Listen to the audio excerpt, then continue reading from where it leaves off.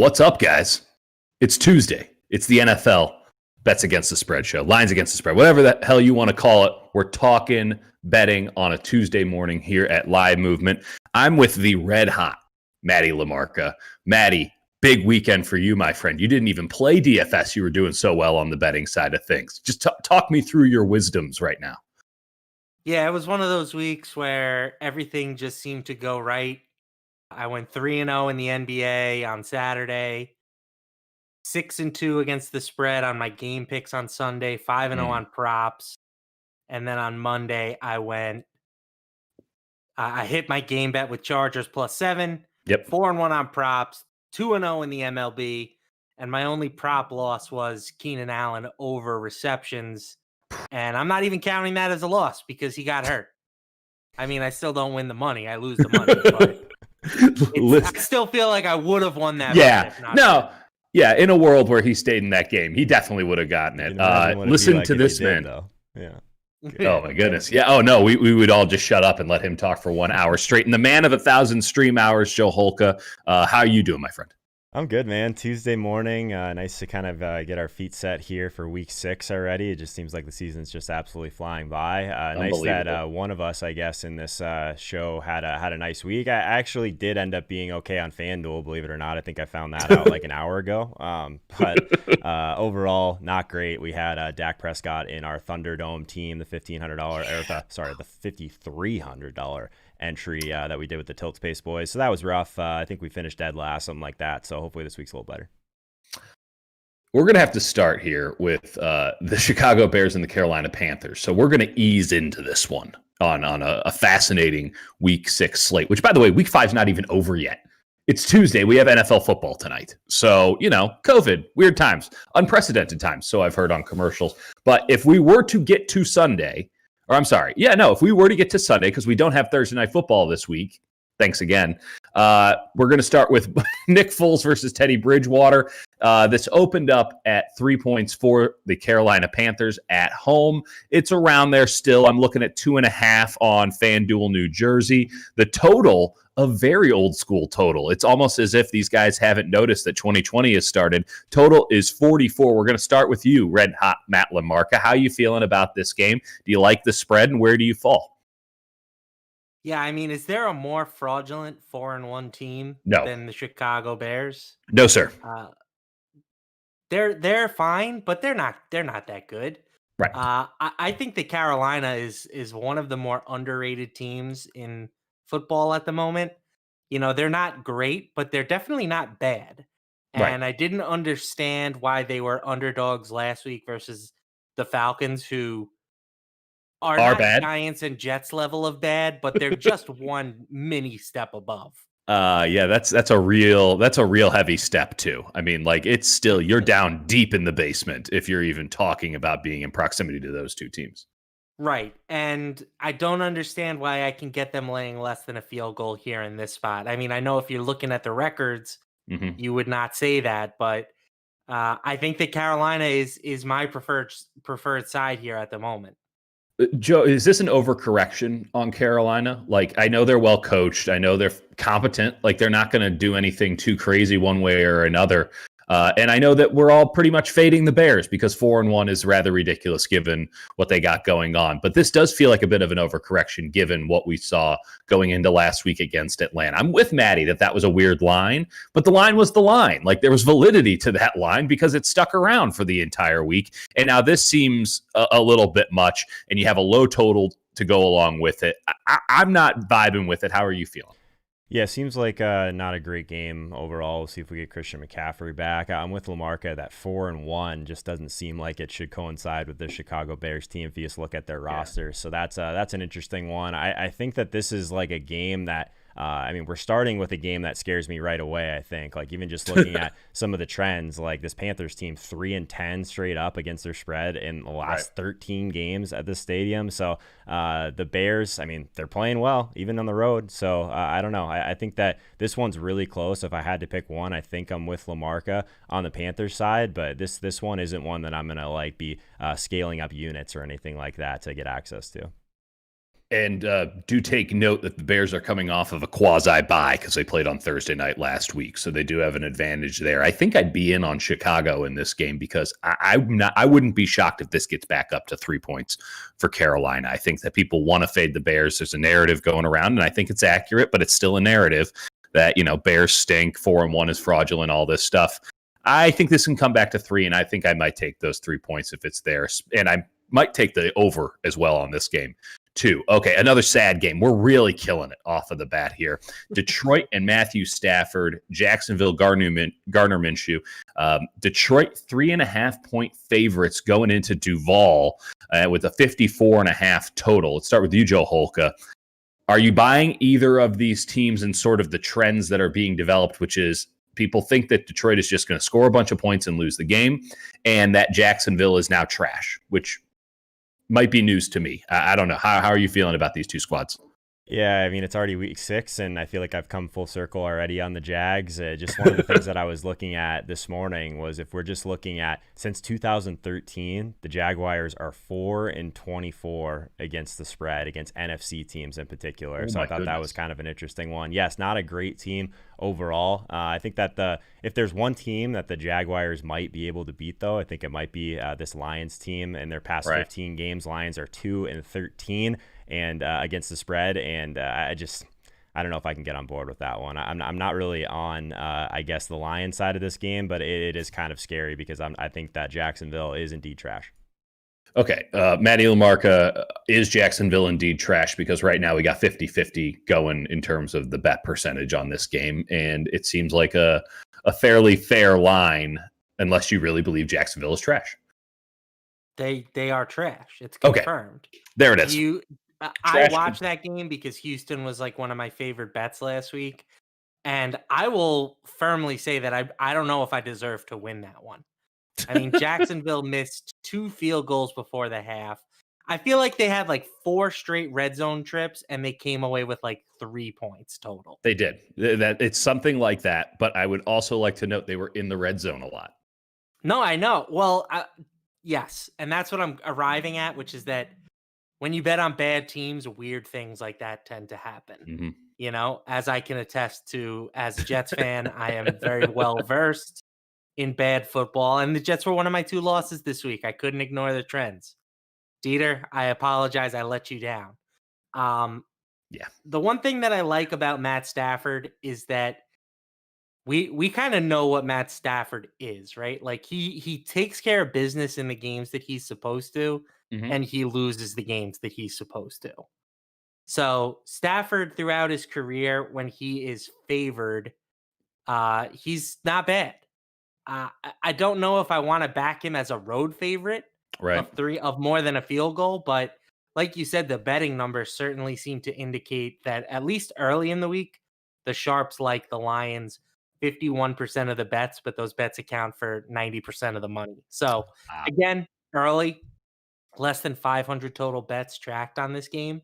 Okay. But if that persists, we could even see this line climb a little bit higher, maybe get into that 4 range. And that's a much more interesting range for me, if I'm being totally honest, getting off of, a field goal play going one way or another. I don't like that number. 4, I feel more comfortable with. How do we feel about the total in this game at 54.5? Are we presuming that Jacksonville can put a couple on the board? I know Detroit's defense isn't much, but like there still is a level of presumption there. Joe, you got any thoughts on it? Yeah, I think I'd rather bet on Minshew to score points when he has DJ Chark at full speed. So I think that's a big knock to, I guess, them scoring points on the other side of this game. So I think that even at 54.5, I think if I had to pick one side, it would still be the under here. We'll see, like with Matt Patricia and his job kind of on the line at this point. Like, did they end up kind of changing what they've been doing, and maybe we see a little bit more offense or a little bit more people like just taking chances for the Lions down the field? I don't know. It's an interesting one always when these guys are playing for their jobs at this point. Maybe they're just trying to squeak out close wins so that it looks a little better on paper. I kind of go back and forth on it a little bit, but I definitely think he's one of the guys that we could be talking about as someone that loses his job here pretty quickly. No question about that. Now, we already have a coach that's lost their job in Atlanta, and Dan Quinn, and Thomas Dimitroff is out as well, and Matt Ryan might be out at some point, though I don't know who the hell's going to take that contract. The Falcons, unquestionably, trash. No one's questioning their trash levels right now. It is garbage day in Atlanta. Everyone's being taken out to the curb. And they get Minnesota, who played pretty well, all things considered, at Seattle. Interesting game. They played great. They deserve to win that game. There's no question. And then they ran up against Russell Wilson, which usually leads to bad things. Minnesota's a 3.5-point favorite at home with a 55-point total. Matt LaMarca, we're going to start with you because you've already said that the Falcons are straight up trash, right on the doorstep of the Jets and the Giants, and no one's disagreeing with you. 3.5, given what you said and given how Minnesota just played, seems off. So can you explain this line to me that is persistent? I really can't. Okay. I really cannot understand explain this line at all. I mean, this spread, if you want to give the Vikings 2.5 points for home field, and I've heard that with no fans, they're kind of doing 2.5 points. Yeah. So okay. They're saying that the Vikings are just a point better than the Falcons on a neutral field. What are I they don't even get that watching? at all. I mean, What sport now are they playing? Badminton? maybe they're looking at the Dalvin Cook injury and they're factoring that into the point spread. I don't think that injury should account for more than half a point, maybe. Yeah. Dalvin Cook is very good at running back, but you question how much running backs even matter to begin with. And Alexander Mattison is a quality backup. He looked good. He was good. Yeah. So I'm going to have to dig into this a little bit further and make sure that this isn't like a trap. But I don't understand how you don't take the Vikings here laying less than 4 points at home. Yeah, Joe, I think that I'm about ready to go hammer the Minnesota Vikings here. This is the team in your backyard. How are folks feeling about the Vikes even after that loss? And it's been a tough season for them, but they seem to be getting back on the right track. And again, they're going up against an Atlanta team that just fired their coach. And as I said on Sunday, I think only a third of the teams who fire their coach win the next week. There's a reason they fired their coach. They usually suck, and they don't just automatically stop sucking when they get a new guy in there. In fact, it probably complicates matters more because there's a whole new set of voices and all that. And you can think, oh, motivation, get the hell out of here. You need talent to win in the NFL. And then we get into motivation, like when you have to have a tiebreaker. 3.5 points is way off. I'm even thinking about the over in this game because I know Atlanta can get some points. They'll throw it around a little bit, but Minnesota looked better. Tell me the mood in the state of 10,000 Lakes right now. How are people feeling about the Vikings? Because the books do not like them.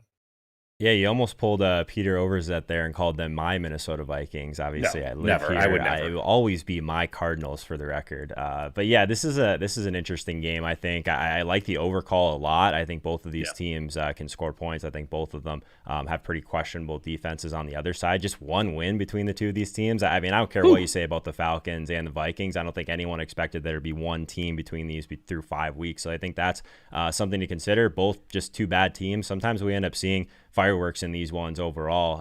I think that I will give you guys a little bit of pushback. I agree that I will be on probably the Viking side if I had to pick one, but Vikings 0-4 in their last 4 home games, and Mike Zimmer has never lost to the Falcons, so that will play to your guys' side of things. 4-0 both straight up and against the spread since being hired by Minnesota in 2014. So I think if you're on one side, pretty clearly the Vikings for us. I wanted to make an argument for Atlanta, but it's tough to do.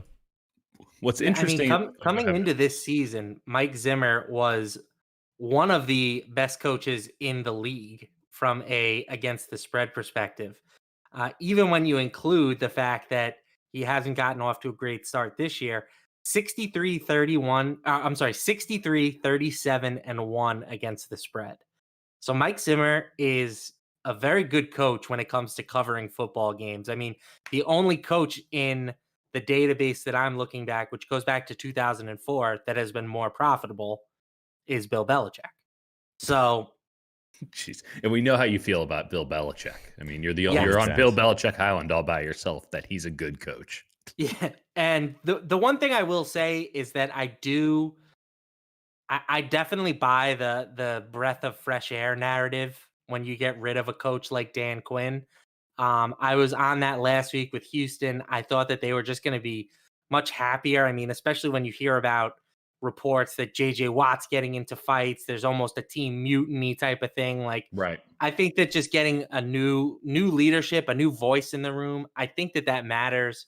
I do think that makes a difference, but I'm not sure if it's enough for the Falcons in this spot in particular.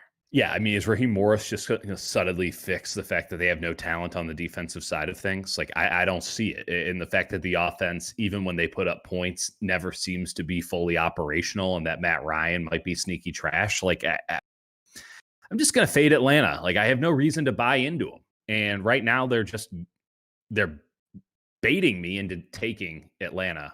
This feels like a trap. Matt LaMarca, I'm going to check in with you later in the week when you find out why this trap has been set up and how we're going to fall into it, because right now it just seems too obvious, and that's red alert, red alert, red alert. All right, Houston and Tennessee. We don't have all of the data on this game because Tennessee hasn't played yet in week 5. Baby. Tuesday night football. 4 p.m. out here on the Pacific Coast. Tuesday night football only on CBS. Unbelievable. Right now, what we do have is a 5.5 point line for Tennessee, who will be playing on the shortest of short weeks. Actually, I don't even know. It doesn't even qualify as the shortest of short weeks. It's just a weird week. They'll be playing Tuesday, off Wednesday. I guess they practice Thursday and Friday and maybe Saturday. Like, I don't know. They haven't been practicing, at least officially. I guess they've been going to side fields and seeing what they can get done. That's illegal under the NFL COVID rules. But alas, they're still 5.5 point favorites against a Texans team that did bounce back. They did get Jacksonville, but they did bounce back this past week. That's the only data we have. So it's the only question I'll ask. How do we feel about 5.5 points for the Tennessee Titans, knowing what we don't know now? Joe Holka? I like the Houston side of this game. I think that we finally saw Watson play a little bit more loose last week. We saw a bunch of his weapons kind of get involved that have been a little bit questionable, to say the least. Guys like Brandon Cook stepping up in a decent sample size of him seeing these downfield targets, but also like kind of playing like the second fiddle to Will Fuller. It was nice to see Cooks have another game last week. I guess I wasn't on him in DFS as much as I should have been, but I did love these Houston stacks overall. I think they're underrated. Sure. So I think that what this tells me from a betting perspective is that this offense, this team, probably underrated. And I think that, just you said it, it's weird right now for the Titans. They're not in their normal routine. I think there's a lot to be said about guys being outside of their routine. So if that's what the line's looking like, even after we get this game on a Tuesday night, I'm with you guys. I think that it's Houston. And I think that if they end up being any sort of underdog in this game, I think it's an even better bet.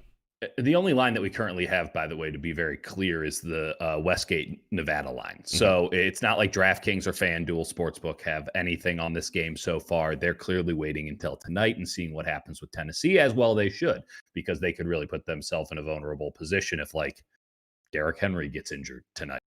Not that we're wishing for that to happen, but if something like that were to go down, or Ryan Tannehill twists his ankle, you don't want to have a line up there that then we can just absolutely hammer, because it's painfully obvious, no pun intended, what would actually go down in this game. Matt LaMarca, are you buying into Houston? You like the breath of fresh air, but at some point the breeze has to subside a little bit. Can they get 2 weeks out of this against a enigmatic, let's say, Tennessee team? Yeah, I don't know. I mean, I liked them last week against Jacksonville, but that's Jacksonville. Tennessee is a clear step up in competition, but we have to see what Tennessee is actually going to look like what kind of team they can actually field. You know, they have had 18 players test positive, something like that. It's been quite a few. You look at the guys could who are COVID be a competitive advantage? Could the fact that they have guys who are just riddled with a disease, and who knows who's on the field and who's not, could that create more space on the field for them to work because they have to social distance? Is that what's going on here? Because that's their best bet at this point. I haven't thought about that angle, using the social distancing This is next level. To the benefit of the offense. I need to see how tonight's game goes, to be honest with you, before I can give a real feel here. Fair enough. Is Tennessee rested? Are they rusty? Like, we'll see what happens. Okay, we're not going to spend any more than 1 minute on this next game. The Washington football team versus the New York Giants. It's Kyle Allen versus Daniel Jones. I'm not going to lie to you. The first 5 games of this slate are real sad. I mean, week 6 is just sadness is kind of what I'm picking up here. I went over it last night and it did not dawn on me as heavily as it's dawning on me right now in the light of day. The Giants are 3.5 point favorites with a let's call it a 43 point total. Wow. Matt LaMarca, you have 20, maybe 30 seconds to talk about this game before I cut you off for the sake of the stream. I love Washington. How are the Giants favored against anyone? I mean, I know that the converse is that Washington would be favored on the road, but why is it 3.5? Why not 3? Why not 2.5? If we're saying that home field is 2.5 points, why isn't this just that number? Okay. That's enough of that. Joe Holka, your thoughts on this tire fire of a game? Yeah, the only thing that I really spent time on here is I actually wanted to see which teams that were actually favored after being winless going into week 6 was. And since 2015, winless teams favored in their 5th game or later in the season, 1-5 against the spread. So I think that I would want to be on the sharp side of that one. That's about as much time as I've spent on this game overall. And that is a good life decision. This would be a good game, though. The Browns, the red hot Browns, and Baker Mayfield going to Pittsburgh to play Ben Roethlisberger and the Steelers, who had an interesting game last week. Kind of let that one go a little bit, but still got the win. Steelers started as 5.5 point favorites. They are now 3.5 point favorites. The total in this one is 51. And we start with you, Joe Holka. Are we buying the Steelers? Because I'm buying the Browns. I'm on the Steelers side of this one. I still think that I want to be, I guess early is not the right word, but I want to be ahead of people realizing this is probably one of the best defenses in the league. People understand they have a good defense. I don't think people understand that they have a great defense. So they've done the incredible. Yeah. People are talking about how Miles Sanders was just this amazing GPP play last week, but this team outside of that that long run that Sanders had for a touchdown, he was averaging under a yard per carry in that game. So this defense is elite. So I don't know if there's anyone on the Browns that can make me think a little bit differently. It's nice that we get some teams here that finally have winning records to talk about. I think this will be a fun game to watch. I'll say that. But I'm on the Steelers side. I think that these games, anything like this, where it's these teams that know each other very well, I think that the under is always in play. We'll be talking about this later in the season, second game in the division, that sort of thing. But right. I do like the Steelers in this spot, even at home. They've been much better at home. Let's just get all the Big Ben road splits out of the way for sure. No question about that. And you're right, Joe. It has been impressive watching Pittsburgh do what is very, very difficult to do, which is take an elite defense from last year. They were arguably the best, second best. I don't think you can drop them out of the top 3. And they look at the same level.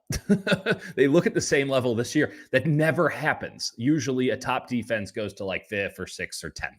They don't fall that far, but it's hard for defense to remain excellent year after year. Pittsburgh looks like it's still excellent year after year. I have a feeling that Matt LaMarca is going to tell me that he's in on the Browns, though.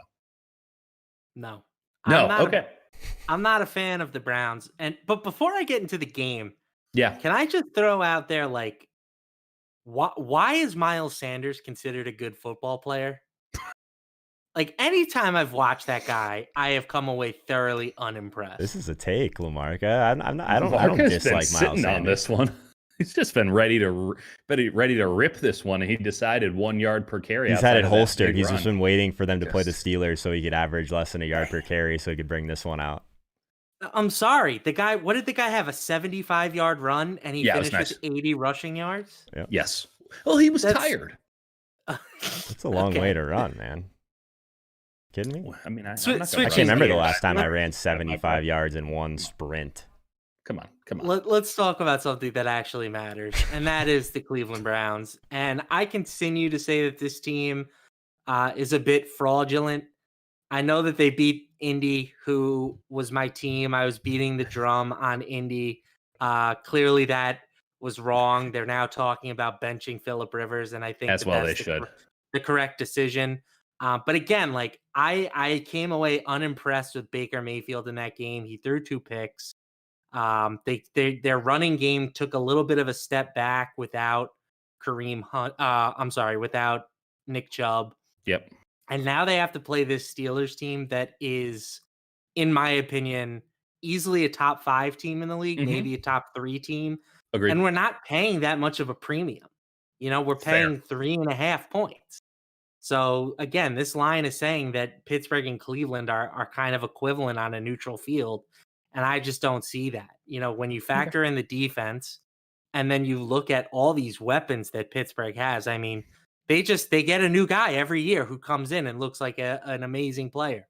I mean, this guy, Claypool, what a game last week. Holka, you have Claypool in any of your lineups? Are you serious? No, I did not. I wish. Well, whoever won did.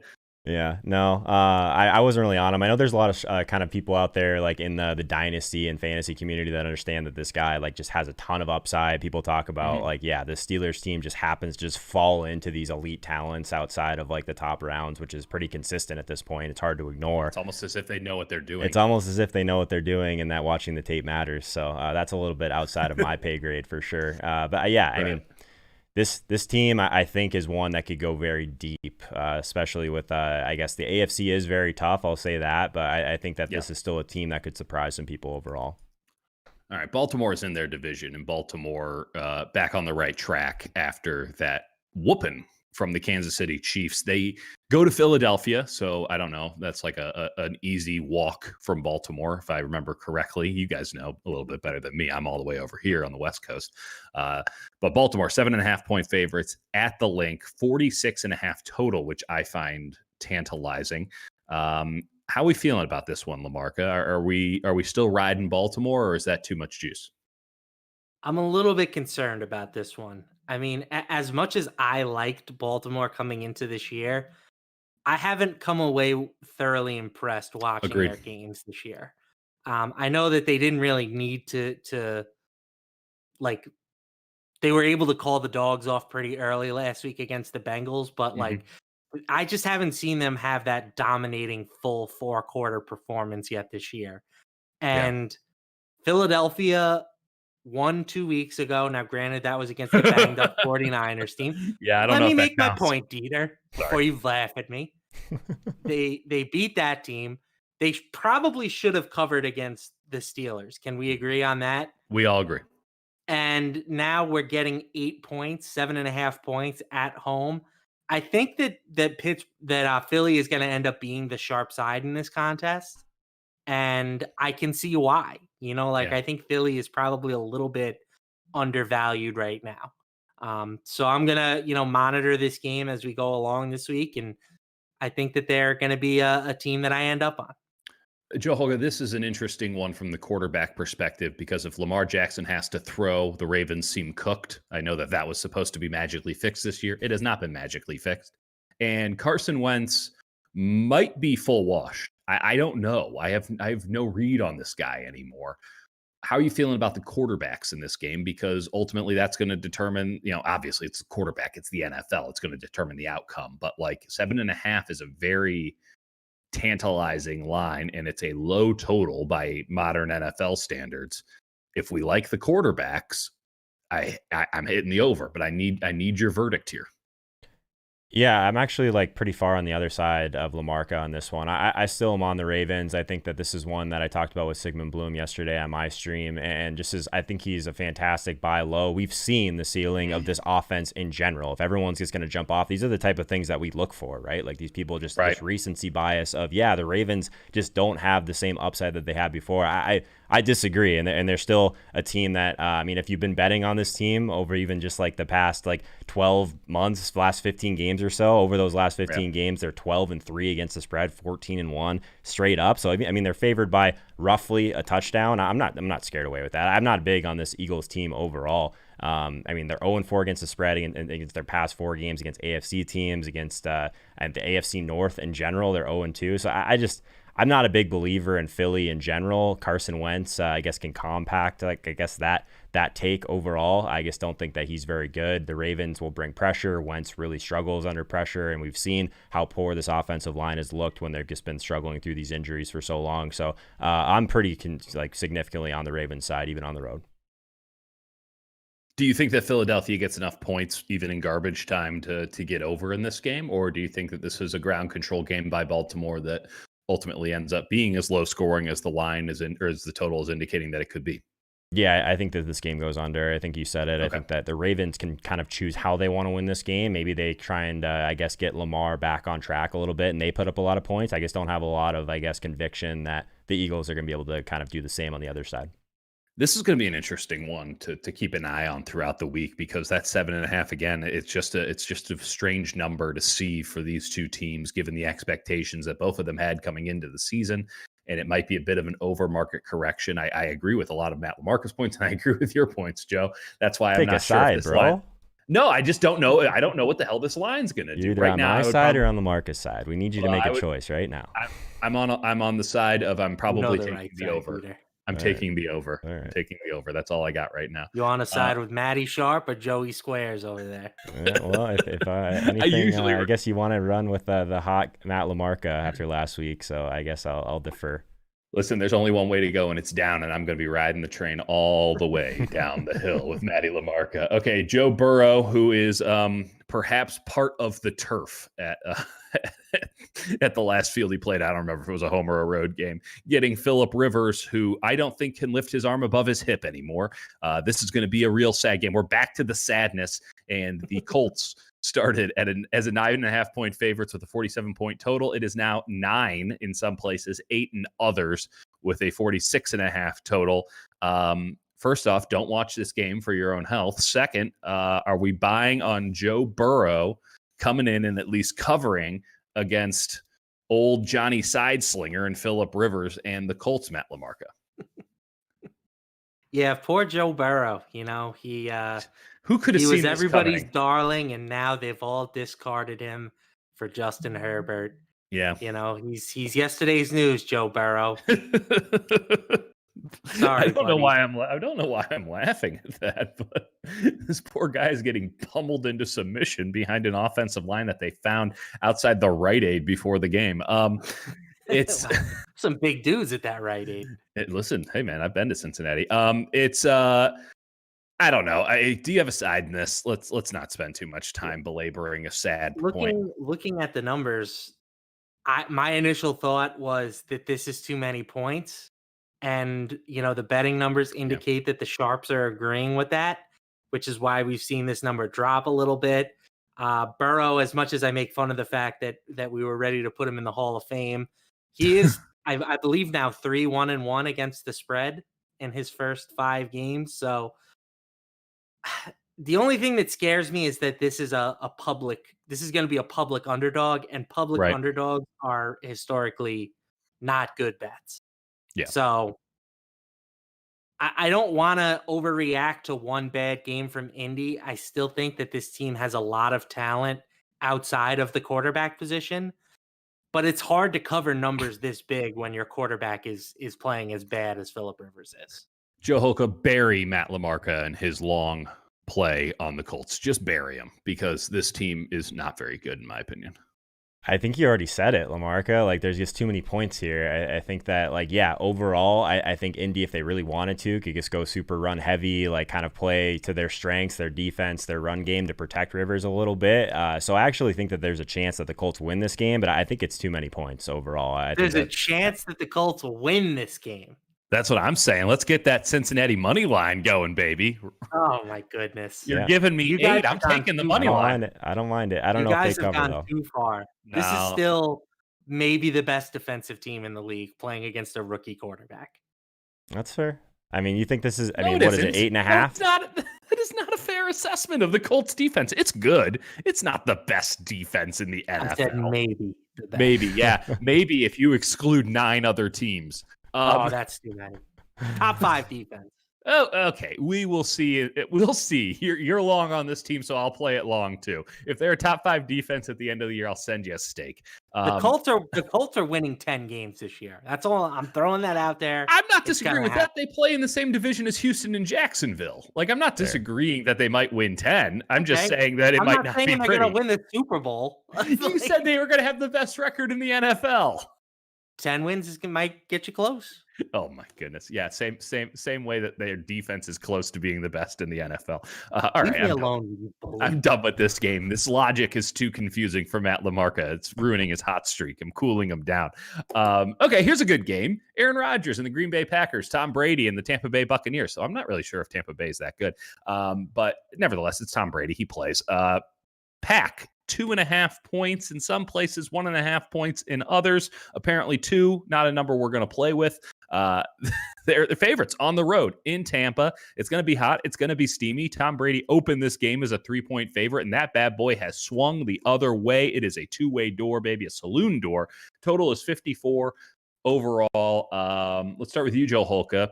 74% of the bets are on Aaron Rodgers to win this game. Are you buying Tom Brady in the Bucs? Yeah, I'm just going to continue to be short, I think, on the Bucs overall. Packers 4-0 against the spread this year. Only team in the league that's covered in every game that they've been in through 5 weeks. So I think that's interesting. Packers 14-6 against the spread in their last 20 games, 17-3 straight up. So I think this Packers team, it's not that I think that they're like insanely legit by any means, but they're finding a way. And I think there's value in that for sure. So I think that this spot, I mean, on the road, I hate picking all these road teams, but I do like the Packers in this one pretty convincingly. Matt LaMarca, Tampa Bay just got a quasi-bye week. They're playing at home. They're good. They're not like great. And I know a lot of people bought in on hype, but hype doesn't get you very far once the season starts. And I don't know. My personal stance is to fade the Packers until it actually hits. How are we? Just talk me through your stance on this game because, again, a 2-way door here. Yeah, Tampa may have had the mini bye, but Green Bay had the actual full bye. So I think that's kind of, negated. Yeah. Rodgers, I talk about this all the time, but Rodgers is historically like one of the best quarterbacks in the league. When he is favored, he takes care of business when he's supposed to. I'm just worried. Like this is, I feel like the 5th game, and we haven't talked about that match. Where we haven't talked about the money either. Where the public and the sharps are kind of on the same side. Both seem to like Green Bay here, and I think that Green Bay is the side that I lean towards. Yeah, because I agree. I want to be selling Tom Brady and the Bucs right now and buying the Packers, but like. This is setting up to be a week where Vegas either gets buried or they clean up everybody. Yeah. So I'm kind of like I'm approaching with a little bit of skepticism because like anytime we're like, oh man, like it seems like we're picking every favorite, we're picking every public team. Like it just scares me a little bit. Fair enough. I'm kind of interested to see how this game works over this next week because this game does feel susceptible to narrative, and I feel like people are going to join me on the maybe we should start fading the Packers bandwagon before people buy in on Packers are hyper elite, one of the best teams in the NFL. Like it feels like they're closer to fraud than superstar. And I honestly don't know where I stand anymore on this, but I've just been on the fraud bandwagon for so long. I can't sell those stocks. It's a sunk cost fallacy, I know, but I'm too far in. We are going to spend less than a minute on this next game. And that's a promise. I will keep you to this. Joe Flacco and the New York Jets versus the Miami Dolphins. Actually, the resurgent, the dominant, the juggernaut Miami Dolphins get to play the 49ers. You look awesome. Miami are 8-point favorites after last week. I don't know how they couldn't be. With a total of 47.5 in this game. Matt LaMarca, we go to you, our resident Jets expert. Why only 8 for the Dolphins? Why only 8? They're the Dolphins. This is another one where if the Jets weren't involved, I would be just pounding the table to fade Miami. But I can't do it. I have you finally learned your lesson? Yes, you've learned your lesson. I have. It took 5 weeks. Thank you. I believe in week. What was it? 2 weeks, or was it week 2 or week 3 where I yelled? I was yelling at people on these I streams think it to was week not bet 3. on the Jets. Yeah. Okay. Well, thank God that somebody got the Right. message. I wrote them off in week 4. In my week 4 betting preview, I said the Jets are so bad that you can't bet on them. Yes. They're gonna fit all the trends. They're going to look like sharp plays. The sharps are going to be on them because the sharps have no fear. Oh, you And know. I guarantee you that the sharps are on the Jets again this week. And the Sharps are But going to lose again. I'm done. I'm done with them. Joe Holka, you have 5 seconds for insight on this game because Matt LaMarca actually took up most of the time. Sorry. I think sometimes you just have to wash your hands of like trying to be on that hashtag sharp side of the Jets. I think I'm pretty convincingly on the other side of this one. Like no point spread released yet, obviously, but I still would want to be early on the Dolphins side. I think just weird overall. This game was originally supposed to be in week 9, got bumped up 3 weeks because the NFL had to just completely change their schedule. Like it's weird. It's 2020. This game feels very 2020. And yet Joe Flacco is starting it. All right. Denver and New England. I guess I just skipped over that game earlier because neither of them have a quarterback decided for the contest. There's a line somewhere, according to Sports Insights, that is New England -10. Don't know where they got that from. Don't know why that line exists.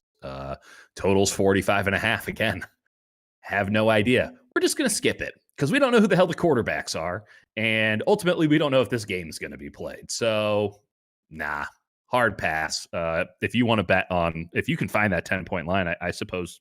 Play Yeah, I would imagine Blitzbet does not have that line up. Any realistically decent book would not have a line for a game with 2 quarterbacks in question.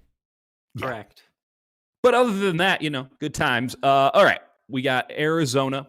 Hold on. Your Arizona. We skipped your What did we team. skip? What, the 49ers? Yes. That was by the design. Los Angeles Rams at the 49ers. This is a 3.5-point game, and I don't know how much money I can put down on the Rams to win by more than 3.5, but I'm going to find out real soon. The 49ers started a guy who was just added to their practice squad like a couple of days before as a starting cornerback, and Ryan Fitzpatrick just had his way with them. It was as bad as a 49ers game as I've covered, and I've covered them when they really, really sucked. So Garoppolo's not good. He's just straight up bad. Jared Goff is now good again. The Rams are straight up good, and Aaron Donald is going to have like 5 sacks in this game. 3.5 is comical. The 50.5 is honestly comical. They're going to go under because I don't think the 49ers can score. Just fade San Francisco. There's no reason to buy in whatsoever. Bad juju all up and down. This team and a bad quarterback. Just fade them. This game started as Niners 3-point favorites and has flipped. I mean, entirely. I wouldn't be surprised if it gets to 5. So if you can get it 3.5 now, take it. Anyone have any thoughts? Go ahead, Lamar. Yeah, so obviously I'll be taking the 49ers in this spot.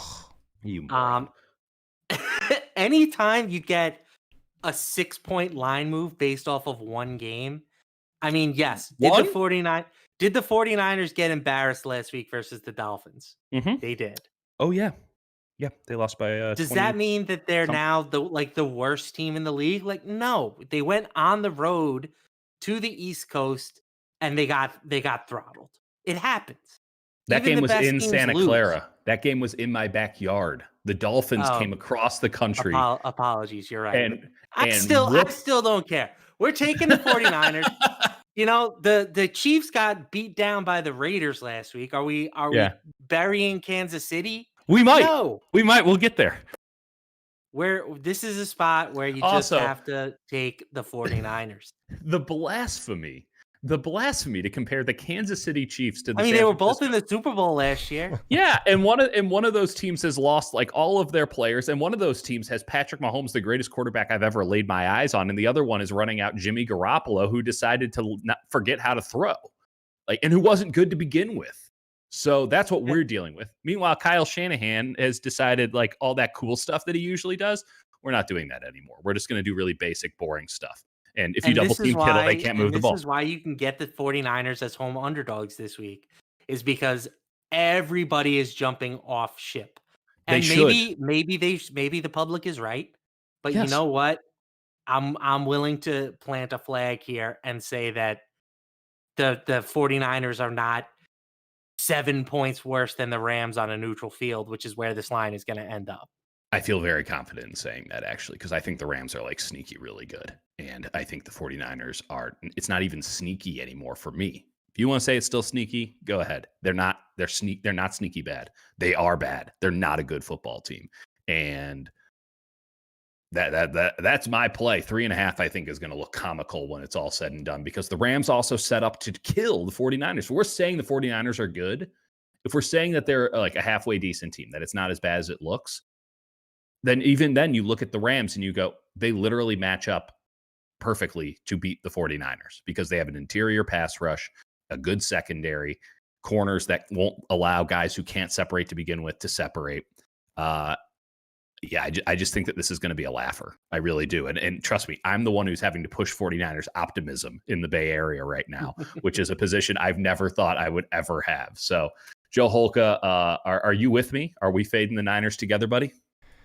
So originally when I was looking at this, I'm like, well, the 49ers, like at least recently, they're not a team you want to be betting against as an underdog. Their past 5 games as an underdog, 5-0 against the spread, 4-1 straight up. But I think there's like a lot of flaws in that overall, just because this is a totally different Niners team. So like part of that sample is a completely different 49ers team. So my first instinct was you were absolutely right, Dieter. This line is gonna move in favor of the Rams pretty significantly. I think that this Rams team is legit. Their last 20 games as road favorites under Sean McVay, they've gone 16-4 straight up against the spread, straight up 12-8 against the spread. So I still think it's a spot where I want to be long on LA, but I don't know, man. I guess we'll see where this thing moves. I think if you can get it at 3.5, I'd be all over that for sure. Pound it. And again, I still think the under is going to play here. All right. I was going to skip it, but we didn't. And so it's over now. And you all have the correct information on what to do, which is to not listen to Matt LaMarca, because he didn't have to watch that game last week and didn't have to feel the pain.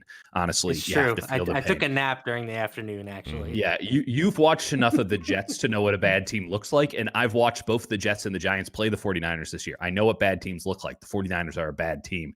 And I don't think that's getting fixed in the span of a couple of days. That's all I'm saying. I could be wrong. I will be the first. You haven't been as of late.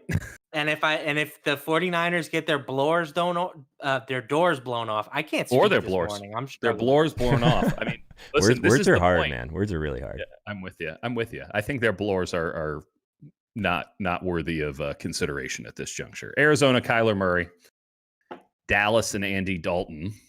Let's pour one out for Dak Prescott. That was rough. That was tough goings, man. All right, this line has moved, obviously, because the Dallas Cowboys are starting Andy Dalton. Arizona is now 2.5-point favorites on the road. The total is 54 in this game. Joe Holka, our resident Cardinals stan, how much you betting on Arizona to win this one? Can you move the line all by yourself? Man, I have so many mixed feelings on this, because obviously we're doing the 50 or the 5K super contest with Peter and with Michael Leone, and we've been on the Cowboys, I think, 3 times and have just gotten absolutely buried. So if this is the week that we move off. Don't tell me you were on Dallas last week. Yeah, we were, LaMarca. It was a bad week, okay? Actually, hang on. That was the only one we lost against the spread last week. So that actually, we were 4-1 in our bets against the spread. Check the video. There's a video up on my channel. Check the tape, all those things. Actually, my bets against the spread were a lot better than DFS last week. And the only one we lost was this Dallas one, because the quarterback broke his ankle in the middle of the game. Yeah. So I feel pretty good about that overall. This spot against the Cardinals, I mean, you guys know what side I'm on. I guess what's unfortunate, this Cardinals team has not been good in prime time. 0-4-1 straight up, 1-3-1 against the spread over their last 5 games. So it feels bad to jump off the Cowboys, because this line's probably going to overcorrect for someone like Andy Dalton, who I think can at least be serviceable. Be 75-80% of Dak Prescott. It's still the weapons. It's still everything else that they have going for them. From a fantasy perspective, this game's fantastic, because both defenses are not good. There's going to be a lot of tempo to this game, in my opinion. From a betting perspective, I think I'm on the Cardinals, but this is one that's probably a stay away for me. Matt LaMarca, the total in this game has gone up 2.5 points in some places since what happened. Can Andy Dalton slang it? Are we on the precipice of the Andy Dalton renaissance? I buy Andy Dalton. Andy Dalton is better than a handful of starting quarterbacks that are Agreed. playing right now. Including Jimmy Garoppolo? Well, debatable, but yeah, he's in the same vicinity. You know, if Andy Dalton's on that 49ers team instead of Jimmy Garoppolo last year, could they have still made the Super Bowl? Probably.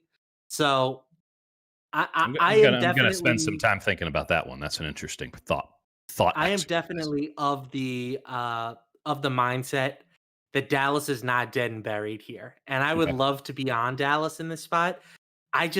Their defense is just so bad. It's I mean, abysmal. the Giants put up 34 points against them last week, I think. It was Yeah. either 31 or 34, and Dallas won by They 3. scored touchdowns, which is actually inexplicable in and of itself. Many So touchdowns. I want to say that this is an overcorrection, but I just don't see this defense slowing down Kyler and DeAndre Hopkins on the outside. Like, Yeah. I do think that Arizona continues to be overrated, so I probably will end up fading the Cowboys, but I agree that the over might be the most appealing play in this spot. Okay. Hence the line movement. Matt LaMarca moving lines all by his thoughts. All right. We got one final game here. It is the game that should have been on Thursday night. It is now on Monday night or Monday afternoon. It's 4:00 kickoff time in the Central Time Zone. Whoa. So congratulations, Kansas City. You get to watch a game in the middle of the afternoon on a Monday of your beloved Chiefs. We don't have great information on this game yet because Buffalo, again, yet to play. They'll play tonight. They'll play in a matter of hours because NFL 2020, unprecedented times, all that jazz. But it should be Mahomes. It should be Allen. This should be one of the best matchups we've had so far this season. And the numbers that we do have from the Westgate in Nevada, 3 points for Kansas City. Kansas City 3-point favorites and a total of 55. We'll start with you, Matt LaMarca. Kansas City needs to get back on the right track. They did not play well whatsoever. They had their annual dud game against the Raiders. Raiders played well, don't get me wrong, but that was a dud game by Kansas City. Buffalo, good. I don't know what we can learn tonight that won't convince me that Buffalo's good. How do you feel about this contest? 3 points and 55 total seems right down the middle for me. Yeah, I can't imagine a scenario where I'm not going to be on Kansas City in this one. Yeah. I'm hoping this is the best case scenario if you want to bet Kansas City like I do. Mm-hmm. Buffalo comes out and looks great tonight. Right. And they become a home public underdog. You get the ESPN talking head saying, are we sure that Buffalo isn't the best team in the AFC? Yeah. And, oh, God. Narrative week. And then you get the Patrick Mahomes buzzsaw just coming through and just shredding this defense, which has been pretty overmatched to start the year. I know Buffalo has played great. I still think that if you were a long-term investor in them, congratulations. Like it was a great spot, but this is the best team in the league right now. I don't care that they lost to Oakland. I think that they were a little bit unfocused for that game. And, you can really not blame them given all the COVID stuff that was going on with Stephon Gilmore and hugging Patrick Mahomes. And, I think it's only natural that they were looking ahead a little bit to this game that was supposed to be played on a Thursday against a team that is undefeated at the moment. So I want this to be a Kansas City buyback spot very badly. So we'll have to see what the public numbers look like. But as long as Kansas City isn't getting like the solid majority of the public betting action, they're going to be my side here. Buffalo's already getting 62% of whatever bets currently exist on this game, according to Sports Insights. We go to our resident Josh Allen truther, Joe Holka. Buffalo, you playing them? Yeah. Like as the Buffalo truther on this show overall, I would love to be on the Bills side of this one. I think that it would have been a lot more appealing if the Chiefs would have been on a short week on Thursday. I think that would have been a tougher spot, especially after losing to the Raiders at home. But I just don't think that Patrick Mahomes is going to let this team lose 2 games in a row. That's, I think, what it comes down to. I think Josh Allen, the Bills, they're going to bring it. They're going to score points. They're going to try and match those big plays that Kansas City will bring with them. Also, I just think when it comes down to it, as much as I love Josh Allen, I don't think he's anywhere near the same level as Mahomes yet. So I want to be on the Chiefs side of this one. I think they cover. All right, let's go down the line here. I just want to get your guys' thoughts before we finally close up shop on the line that you think is most ludicrous to you from where it stands right now, the one that you expect to move the most if, people are listening to you one way or another, but the line that just doesn't seem right to you as we look at it here on a Tuesday ahead of an NFL game. So we'll start with you, Matt LaMarca. Which line just doesn't look right to you? Minnesota, I think, is the one that stands out to me as I don't get it. Only laying 3.5 against a winless Falcons team. Maybe I'm overrating Minnesota, but I just think that since Justin Jefferson has come into the picture, their offense has looked much better. They were, multiple 4th down stops away from outright beating Seattle last week. Yeah. Like I still think that this is a good team. Maybe not a good team. I think they're an above average team. How about that? Okay, and I talk think yourself that the into it, buddy. Falcons are trash. So, for me, I just don't understand why this line is not, 6 points, maybe even more. Yeah. Joe Holka? I think for me, it's this Rams game. I think -3.5 on blitzbet.eu. I think that's going to be closer to 5.5 by the time things are all said and done here. I think that's I love the call by LaMarca, this Minnesota line also. I think those are the pretty 2 clear ones this early in the week that just seem out of whack for sure. I'm with you on the 49ers one. Obviously, the other one that I would throw out there, Pittsburgh -3.5 hosting Baker Mayfield and the Browns. I like the Browns a lot, but 3.5 I think is disrespectful to the Pittsburgh Steelers, who are doing it on both sides. And right now, if you had to ask me to place a Super Bowl bet that wasn't the Kansas City Chiefs, it'd be on the Pittsburgh Steelers. And in fact, I might look at those odds and still go with them over the Chiefs based on what a book might throw at me. But appreciate everybody tuning in. I'm Dieter Kurtenbach, Joe Holka, Matt LaMarca. We'll talk to you guys throughout the week here on Line Movement. Remember, use blitzbet.eu for all of your betting fancies and things of that nature, especially to all our Canadian friends who can actually use it. We'll get it in the States here soon enough. Don't worry about that. All right, everybody. Have a good one.